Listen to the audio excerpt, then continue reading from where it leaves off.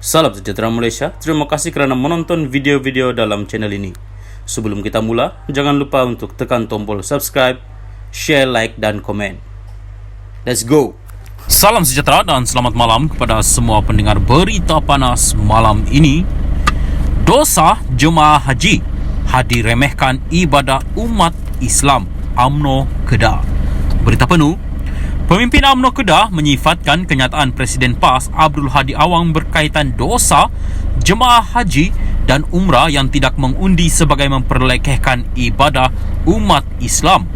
Ketua Penerangan UMNO Kedah, Syaiful Haziz Zainul Abidin berturut membangkitkan kenyataan kontroversi Hadi pada masa lalu, termasuk yang disifatkan sebagai mengkafirkan musuh politiknya yang telah menyebabkan perpecahan umat Islam. Beliau Hadi tidak sepatutnya meremehkan ibadah seorang Muslim yang lain hanya demi memperoleh laba politik pribadi. Isu kafir, meremehkan ibadah Muslim yang lain, memperkecilkan iman Muslim yang lain hanya akan memecah belahkan umat Islam dengan lebih buruk lagi.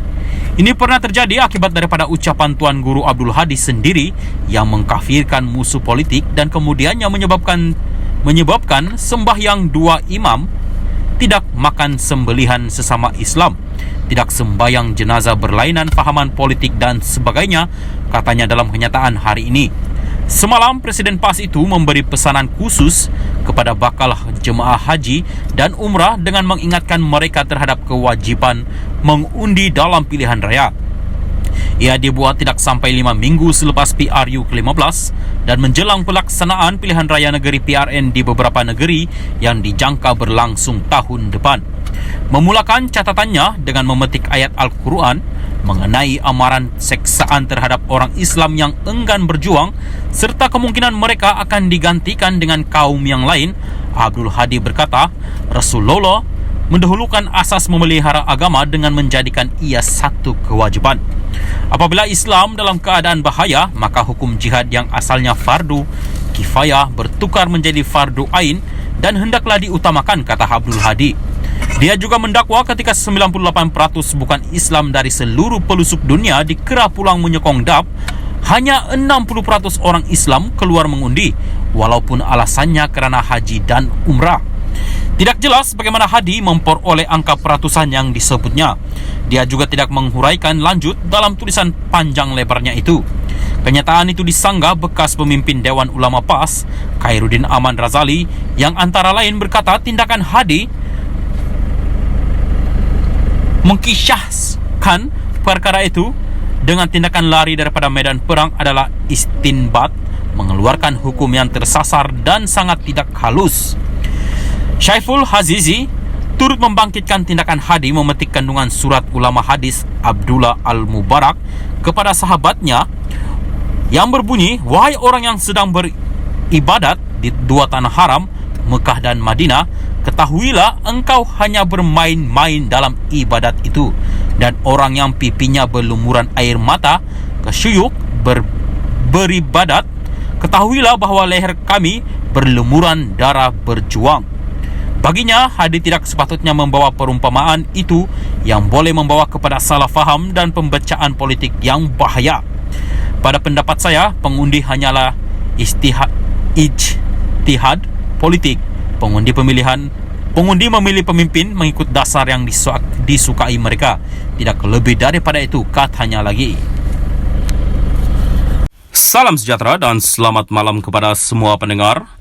Isu hangat malam ini dipetik dari Agenda Daily bertajuk, Zahid ingatkan calon disingkir supaya bersyukur pegang jawatan lama. Pemimpin lama dalam UMNO yang tidak dicalonkan diberi peringatan supaya bersyukur dengan jawatan selama ini mereka pegang sepanjang berada dalam parti itu, kata Datuk Seri Ahmad Zahid Hamidi. Presiden UMNO itu yang juga memegang jawatan lama dalam parti dan sedang berdapan kes mahkamah meminta supaya mereka yang tidak tercalon untuk bertanding pilihan raya umum ke-15 tidak mengambil tindakan yang akan memberi kesan buruk kepada parti itu.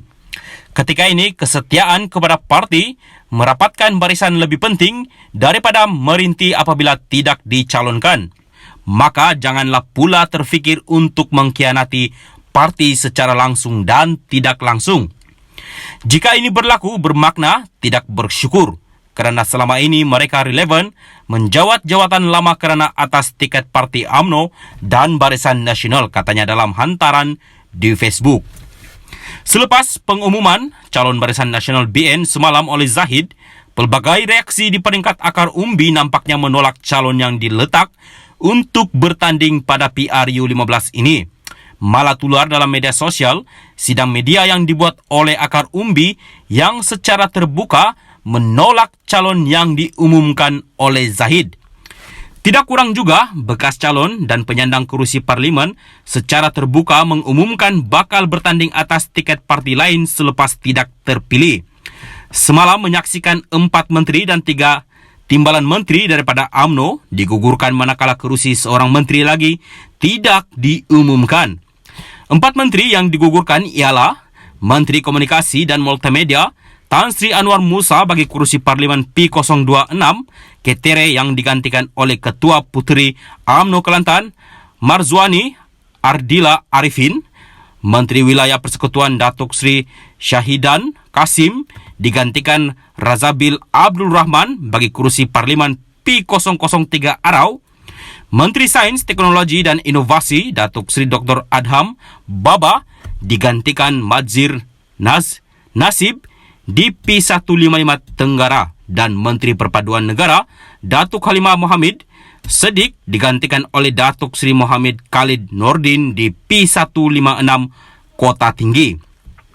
3 timbalan menteri tidak dicalonkan ialah Timbalan Menteri Komunikasi dan Multimedia Datuk Zahidi Zainul Abidin yang digantikan oleh Ketua Puteri UMNO Datuk Zaida Zarik Khan, Timbalan Menteri di Jabatan Perdana Menteri Tugas-Tugas Khas Datuk Mastura Muhammad Yazid digantikan Maslin Syam Razman di P067 Kuala Kangsar, dan Timbalan Menteri Perumahan dan Kerajaan Tempatan Datuk Sri Ismail Abdul Muttalib digantikan Syahaniza Samsudin di P086 Maran.